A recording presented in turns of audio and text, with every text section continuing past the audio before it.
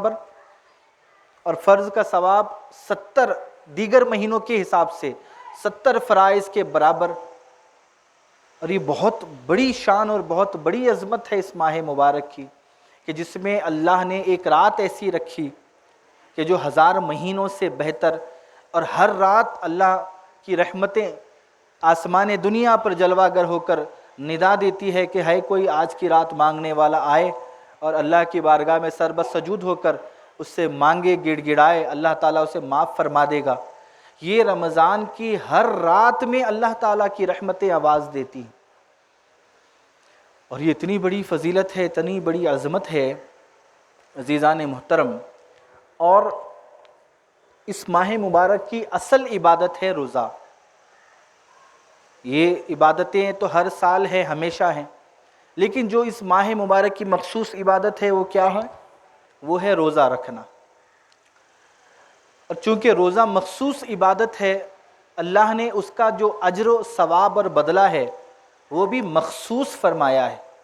نبی کریم صلی اللہ علیہ وآلہ وسلم نے ارشاد فرمایا، للصائم فرحتان، روزے دار کے لیے 2 خوشیاں ہیں، فرحت عند فطرہ، ایک خوشی اس وقت ہوتی ہے کہ جب وہ افطار کے لیے بیٹھے، دن بھر کا بھوکا پیاسا، جب افطار میں پانی اور طرح طرح کی غذاؤں کو دیکھتا ہے، یقیناً وہ اس کے لیے ایک رغبت والی شے ہوتی ہے جس کا ہر کوئی بے صبری سے انتظار کرتا ہے، اور اسی لیے افطار میں تاخیر کرنے سے منع کیا گیا۔ جیسے ہی افطار کا وقت آ جائے کہا گیا کہ وہ افطار کے لیے تاخیر نہ کرے، کیونکہ یہ یہود و نصارہ کا طریقہ ہے۔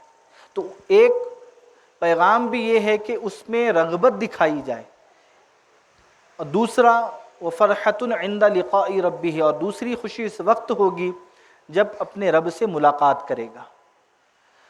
یہ ہم اکثر و بیشتر یہ تمام چیزوں کو سنتے ہیں، بارہا ہمیں اس کا علم بھی ہوتا ہے، لیکن یہ تمام چیزوں کو یاد رکھنا اور اسے سمجھتے رہنا اور سنتے رہنا تاکہ بندے کے عمل میں رغبت پیدا ہو، بندے کو عمل کی ترغیب ملے، اس کے اندر اور ایک جذبہ پیدا ہو کہ وہ اس ماہ مبارک میں عمل کو زیادہ سے زیادہ اللہ کی بارگاہ میں پیش کرے تاکہ بندے کی دنیا اور آخرت سنور جائے۔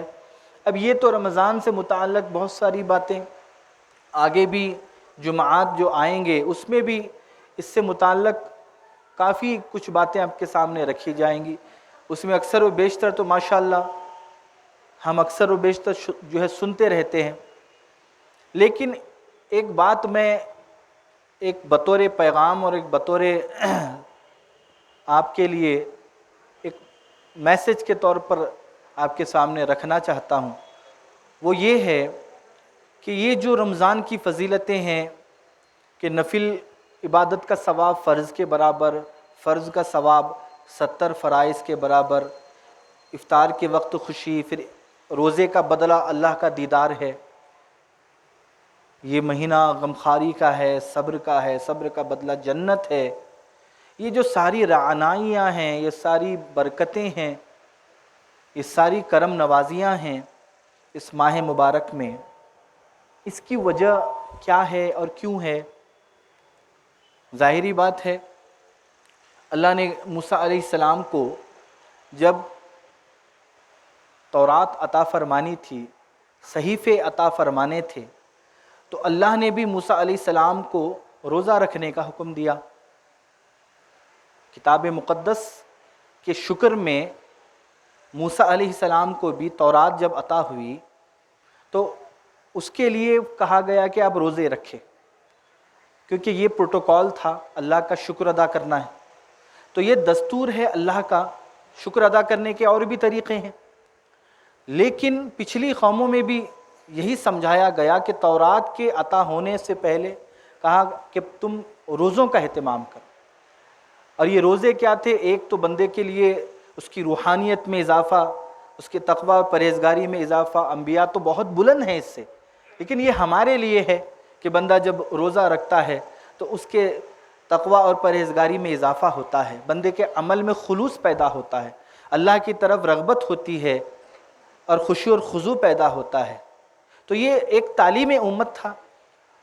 تو موسیٰ علیہ السلام کو بھی روزوں کا حکم دیا گیا۔ اب دیکھیں اس امت کو بھی جو قرآن مقدس کتاب مقدس عطا کی گئی، تو کتاب مقدس عطا کرنے پر اللہ تبارک و تعالیٰ نے بندوں کو حکم دیا کہ تم میرا شکر ادا کرو، میرا شکر ادا کرو۔ اب شکر کیسے ادا کریں؟ تو شکر ادا کرنے کا طریقہ کیا ہے؟ روزوں کا اہتمام کرو۔ اللہ اکبر۔ تو آپ اس بات کو سمجھیں کہ اللہ جب نعمت عطا فرماتا ہے تو وہ چاہتا ہے کہ بندہ اس کا شکر ادا کرے، اس کی بارگاہ میں شکر گزار رہے۔ اور جب بات سب سے بڑی نعمت کی ہو، قرآن مقدس، جب یہ مقدس کتاب اللہ نے عطا فرمائی تو یقینی بات ہے کہ سب سے بڑی نعمت ہے۔ اور کیوں نہ ہو، قرآن غیر مخلوق ہے، اللہ کا کلام ہے۔